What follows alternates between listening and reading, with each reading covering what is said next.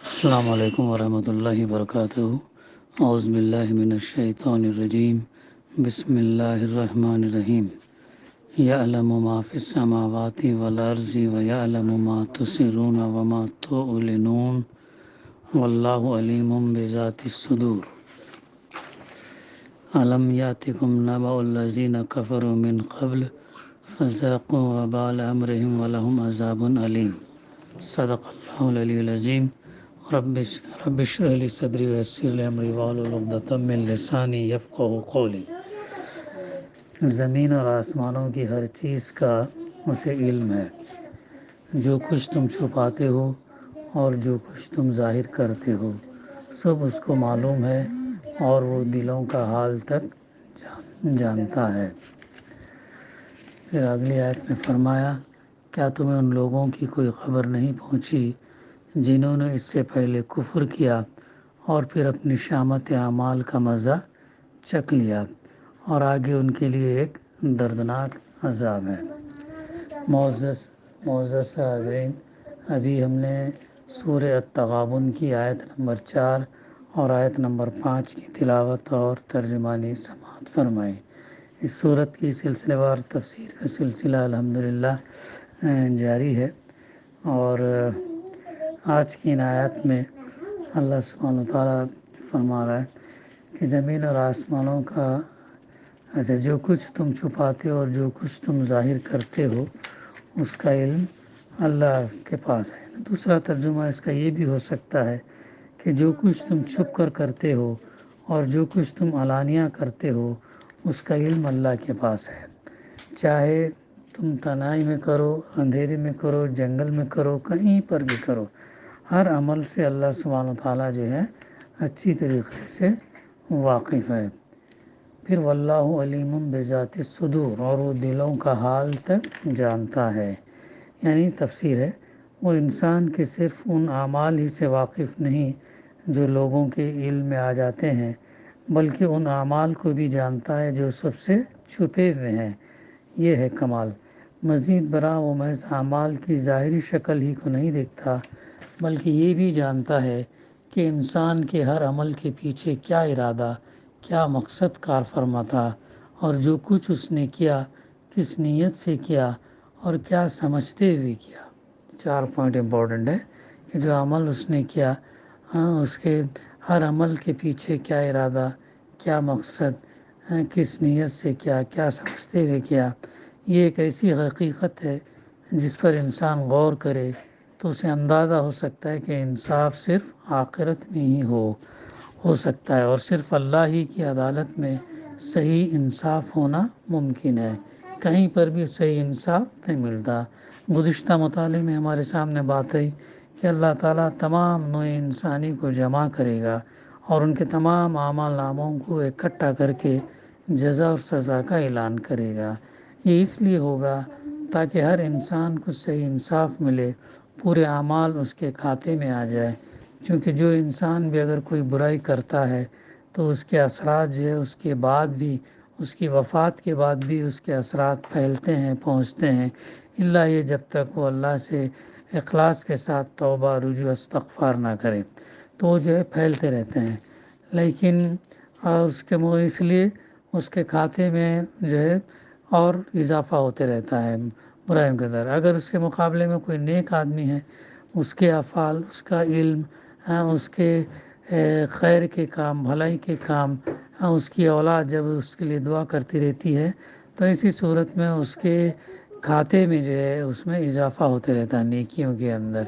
تو اس طریقے سے وہ کھاتا جب تمام انسان کو اللہ تعالیٰ دوبارہ اٹھائیں گا تبھی جو وہ کھاتا کلوز ہوگا، اور کلوز ہونے کے بعد پھر ہر انسان کا اعمال نامے کا جائزہ لے کر اللہ سبحانہ و تعالیٰ انہیں جزا یا سزا کی جس کے مستحق ہیں وہ اسے دے گا۔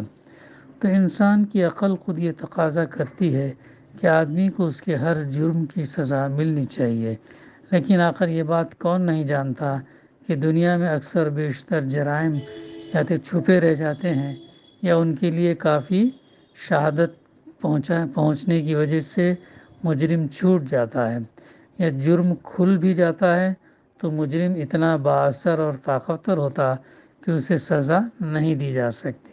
ہم یہ دیکھتے ہیں کہ ایسے سائے دن جو ہے ہم اس کا مشاہدہ کرتے ہیں، دیکھتے ہیں کہ جو ہے صحیح انصاف ہمیں نہیں مل پاتا۔ تو اسی لیے حقیقی انصاف ہمیں موت بعد زندگی میں ہی ملے گا انشاءاللہ۔ پھر انسان کی عقل یہ بھی چاہتی ہے کہ آدمی کو محض اس بنا پر سزا نہیں ملنی چاہیے کہ اس کے فعل کی صورت ایک مجرمانہ فعل کی سی ہے، بلکہ یہ تحقیق ہونا چاہیے کہ جو فعل اس نے کیا بالارادہ سوچ سمجھ کر کیا ہے، اس کے ارتکاب کے وقت وہ ایک ذمہ دار عامل کی حیثیت سے کام کر رہا تھا۔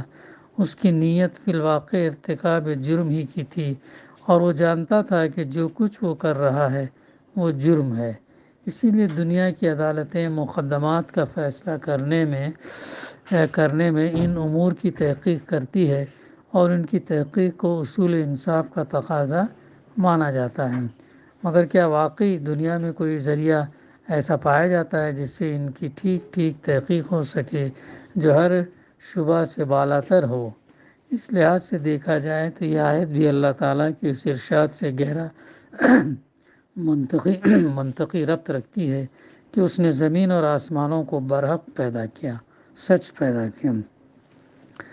برحق پیدا کرنے کا لازمی تقاضا یہ ہے کہ اس کائنات میں صحیح اور کامل عدل ہو، انصاف ہو۔ یہ عدل لازماً اسی صورت میں قائم ہو سکتا جبکہ عدل کرنے والے کی نگاہ سے انسان جیسے ذمہ دار مخلوق کا نہ صرف یہ کوئی فعل چھپا نہ رہ جائے، بلکہ وہ نیت بھی اس سے مخفی نہ رہے جس کے ساتھ کسی شخص نے کوئی فعل کیا ہو۔ اور ظاہر ہے کہ خالق کائنات کے سوا کوئی دوسری ہستی ایسی نہیں ہو سکتی جو اس طرح کا عدل کر سکے۔ اب اگر کوئی شخص اللہ اور آخرت کا انکار کرتا ہے تو وہ گویا یہ دعویٰ کرتا ہے کہ ہم ایک ایسی کائنات میں رہتے ہیں جو فی الحقیقت انصاف سے خالی ہے، بلکہ جس میں سرے سے انصاف کا کوئی امکان ہی نہیں ہے۔ اس احمقانہ تخیل سوچ پر جس شخص کی عقل اور جس کا قلب اور ضمیر مطمئن ہو وہ بڑا ہی بے شرم ہے۔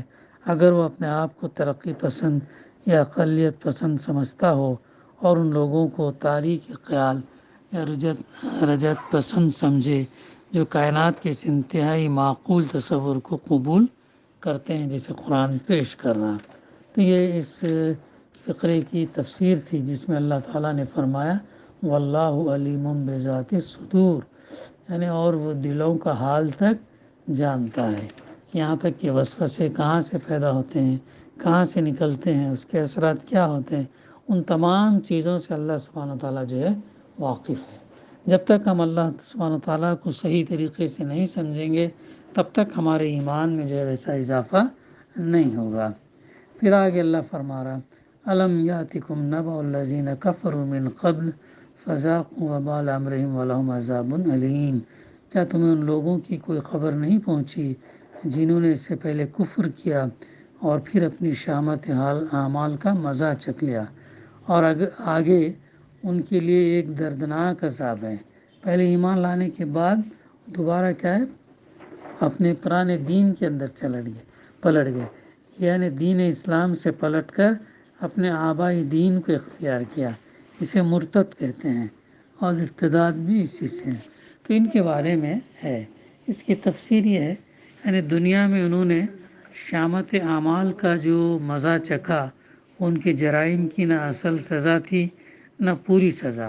دنیا میں جو سزا ملتی ہے اس کو، چونکہ اس کو پوری سزا نہیں مل پاتی، وہ اس لیے نہیں مل پاتی یا عدل نہیں مل پاتا کہ جو ہے انسان کے پاس یا پوری بڑی سے بڑی گورنمنٹ کے پاس وہ وسائل نہیں ہیں کہ کسی انسان جس کو سزا دیا جا رہا ہے اس کے توسط سے کتنے اور لوگ جو ہے بے گناہ ہوئے، کتنے اور لوگ جو ہے جہنم کی آگ میں جلنے والے ہیں، یہ اس کا جو ہے ہمیں اندازہ نہیں ہے۔ تو یہ اللہ تعالیٰ ہی بہتر جانتا ہے، کیونکہ انسان کے اثرات جو ہے اس کی موت کے بعد بھی چالو رہتے ہیں، چاہے وہ نیکیاں ہو چاہے وہ گناہ ہو۔ تو اصلی اور پوری سزا تو ابھی آخرت میں ان کو بھگتنی ہے، لیکن دنیا میں جو عذاب ان پر آیا اس سے لوگ یہ سبق لے سکتے ہیں کہ جن قوموں نے بھی اپنے رب کے مقابلے میں کفر کا رویہ اختیار کیا وہ کس طرح بگڑتی چلی گئی اور آخر کس انجام سے دوچار ہوئیں۔ تو یہ مضمون اور بھی مقامات پر ہمیں اس کا تذکرہ ملتا ہے، سورہ اعراف کے اندر اور سورہ ہود، اور سورہ ہود کے اندر جو اس کا تذکرہ ہمیں ملتا ہے۔ تو بقائے انشاءاللہ آئندہ سلسلہ ہم جاری رکھیں گے۔ دعا ہے کہ اللہ سبحانہ تعالیٰ کہنے سننے سے زیادہ عمل کرنے کی توفیق عطا فرمائے، اور یہ جو بات ہم ان کے سامنے کرتے ہیں اس کے اندر اللہ تعالیٰ تاثیر عطا فرمائے، اور ہم بات جو صحیح طریقے سے ان کے سامنے پیش کر سکیں۔ ربنا تقبل منا انک انت السمیع العلیم وتب علینا انک انت التواب الرحیم۔ صلی اللہ تعالیٰ علی خیر خلقہ وعلی آلہ وصحبہ اجمعین۔ الحمد للہ رب العالمین۔